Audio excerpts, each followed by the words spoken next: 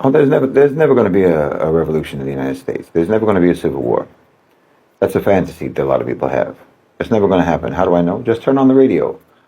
Just turn on the television. Go watch the movies. Turn on Netflix. See, there's a chemistry to resistance, to revolution, and so on. Because look, what are we actually talking about with resistance? What is resistance? It's a reaction. A revolution is a reaction, and there's a chemistry to that. A chemistry that determines what the reaction will be, whether the reaction will be combustion or reduction. You know, if it's going to be flammable or not, if it's going to be explosive or not, whether the reaction generates heat or cold or what have you. You know, in America, you may have some elements that would normally be explosive when they're mixed, but other elements are in that mixture that cause the opposite reaction. So you have those elements in America for revolution. You have the elements for civil war. But you have too many other elements that are there to ensure that the mixture remains stable. I mean, you have conditions in America that if those same conditions existed elsewhere, that society would erupt. But you're not going to have any eruption in America, except a controlled explosion, you know, like when the police find a bomb, discover a bomb, and detonate it themselves. That's the only kind of explosion that you're ever going to have in the United States at this point. And like I said, all you have to do is turn on the radio to know this. All you have to do is look at their popular media to know this.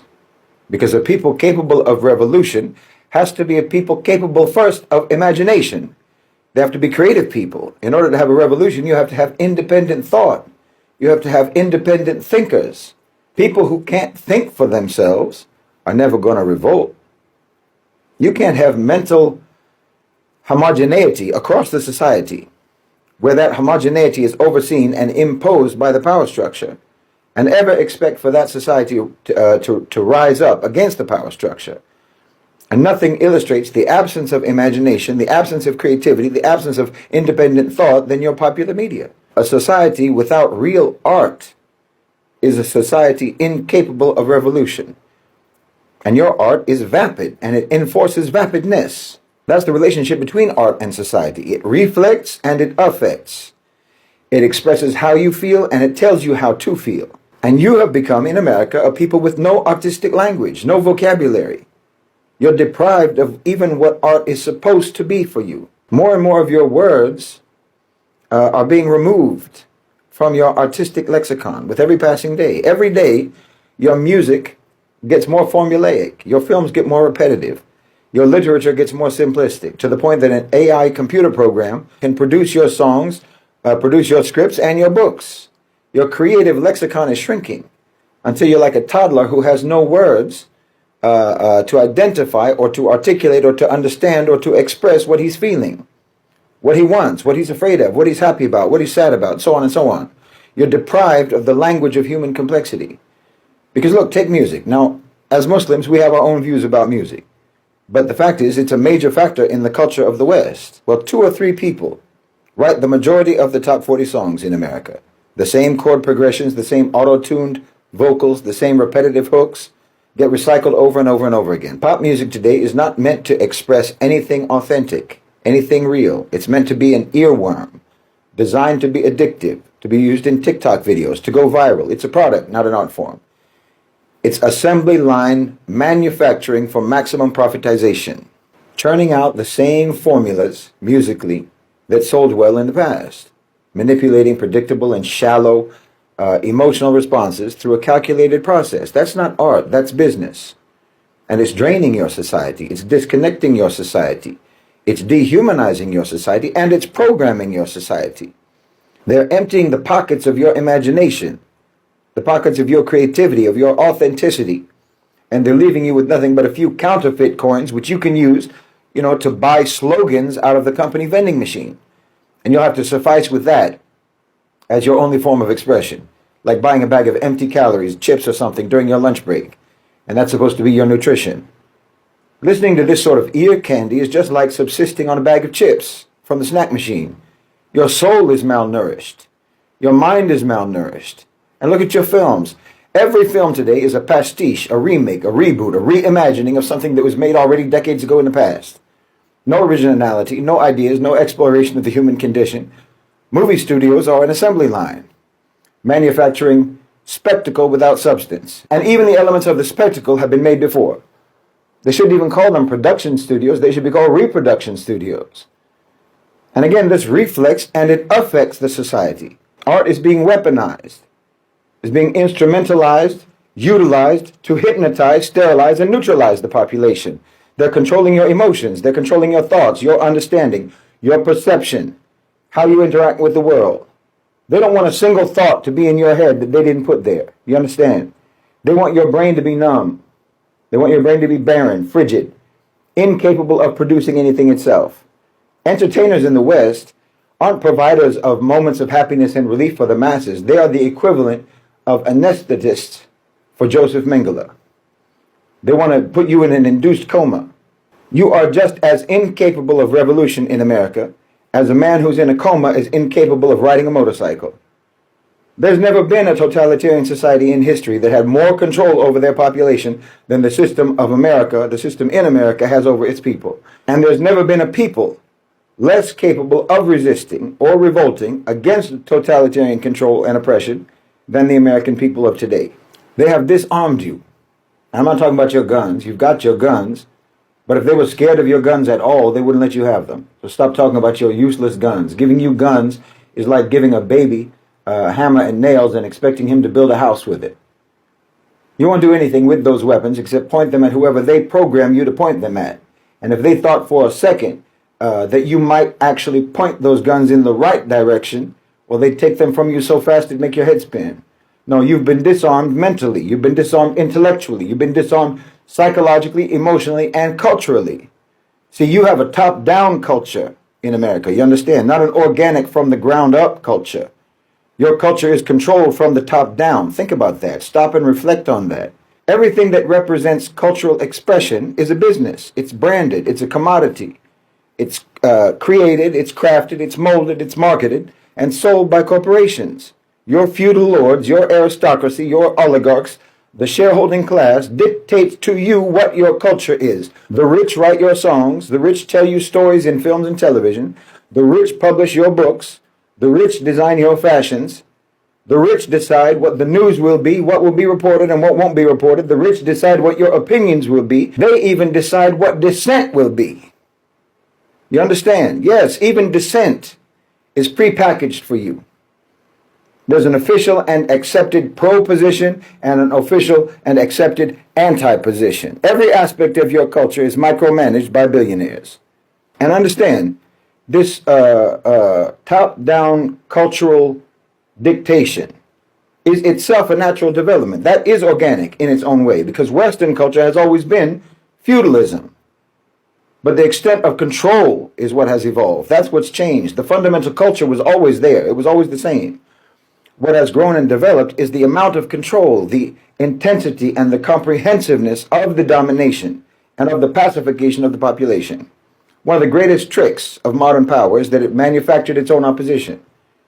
You're literally told what the dissenting opinion is or is supposed to be.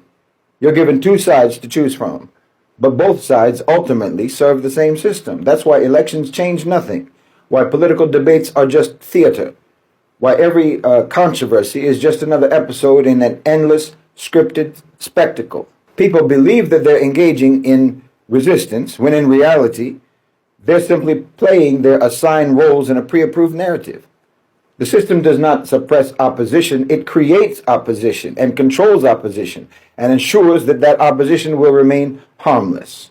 The range of acceptable thought in the society is narrow by design, obviously. You can question war, for example, but only within the given framework that's provided for you. You can critique capitalism, but only in ways that don't actually challenge corporate control, with an anti-capitalist t-shirt or something that you buy on brand. You can be outraged by corruption, but only if you focus on a few bad apples while leaving the structure intact. But if you step outside of the boundaries of this acceptable discourse, this discourse that is mandated by billionaires, you'll be ignored or you'll be maligned or you'll be dismissed or algorithmically exiled. Now I'm saying all of this because, people constantly ask, what are we supposed to do? What can we do? What do you suggest? What can we do about injustice? What can we do about corruption? What can we do about all the suffering and the violation of our rights and so forth? And every time the expectation is the same. They want some simple, immediate answer. because that's their programming. They want some kind of an action that they can take right now. But this approach is fundamentally flawed because it treats only the symptoms rather than addressing the underlying disease. But the truth is, the crisis is not just one of injustice, it's a crisis of culture. The problem isn't simply oppression, it's a deeply entrenched control system that has shaped the entire psyche of society. Injustice, corruption, oppression, and what have you, that they don't exist in a vacuum. They're manifestations of a broken cultural foundation. Yet instead of recognizing this, people want quick fixes, temporary relief instead of real solutions. It's like a man who's suffering from chronic pain. You know, his body is breaking down because his own lifestyle is destroying him. But rather than trying to adopt healthier habits, changing his diet and so forth, trying to put some effort into actually healing, he just wants something that will numb the pain, not something that will actually fix the problem, fix his actual health. And after time, he'll just become more and more dependent on stronger and stronger painkillers until he can't even function without them, while the underlying illness continues to just get worse. This is the state of modern society in the West, in America. People don't really want justice, they want relief. They don't seek truth, they seek comfort. They don't desire real change, they want convenience. And as a result, they remain in a cycle. Protests, elections, social media outrage, repeating the same pattern over and over and over, expecting different results, but nothing changes because they're treating the symptoms, not the cause. And like I said, culture creates art and art creates culture. So look at the art that your culture creates and look at the culture that your art is creating. Art has been commercialized. Art is commercialized. Music is sterilized. Culture has been pacified. You know, where are the cultural and artistic voices that shake the system? They don't exist in any meaningful way in America. They've been bought or they've been co-opted. Instead of challenging the status quo, artists are, performing at elite galas. Instead of inspiring some sort of revolutionary movement, they're selling products. They don't question power, they serve power. That's why there'll never be a revolution in America. This is why even the smallest acts of resistance in modern America seem hollow, feel hollow, are hollow. Because they give the illusion of activism without requiring any sacrifice or effort. Opposition is fashion. Activism has been turned into a product. It's a social currency, a momentary trend. And then when it fades, it's replaced by whatever the next cause will be that will capture the public's fleeting attention. The entire society has been engineered for distraction. Entertainment is relentless. Everything is gamified. Everything is turned into a spectacle. Everything is designed to keep people from ever pausing to reflect, pausing to think and to question. And like I said, even if they had a moment to pause, they don't even have the intellectual, psychological, artistic, or cultural language to even articulate their thoughts. You only have the words that the power structure gives you for understanding what they're doing to you. In this environment, how can there ever be a revolution? How is that even possible? If you're people who are addicted to instant gratification, how can they sustain long-term struggle? A society that's conditioned to seek pleasure above all else, comfort above all else, is never going to choose hardship, even if that hardship is necessary for justice. The population has been trained not to endure, but to escape. I said you've been trained to escape, not to endure. You've been trained, you've been programmed to be serfs. That's what you were and that's what you are, serfs and slaves. Only now escape doesn't actually mean escaping the plantation or the manor or the tenant land. It means just forgetting where you are and what you are. Escape means distraction. It means not even knowing the words to understand that you are a serf or a slave. It means that the songs you sing, the stories you tell, and even the dissent or the opposition that you express are all actually just methods of reinforcing your subject status. And in America, even the dream of liberation isn't really about liberation. The culture and the system created by the culture and the art created by the culture have made the dream not about liberation from oppression, but a dream about becoming the oppressor. That's the American dream. It's a cruel society. It's a cruel system because it's a cruel culture. So like I say, you want short-term symptom treatment, not long-term cure of the disease, because the only kind of revolution that you really need in America is a cultural revolution. America doesn't need cosmetic surgery, it needs brain surgery, it needs heart surgery. You don't need a pacemaker, you need a transplant. And unless and until you actually change your culture, the only way that you'll change your system is by changing it to become worse.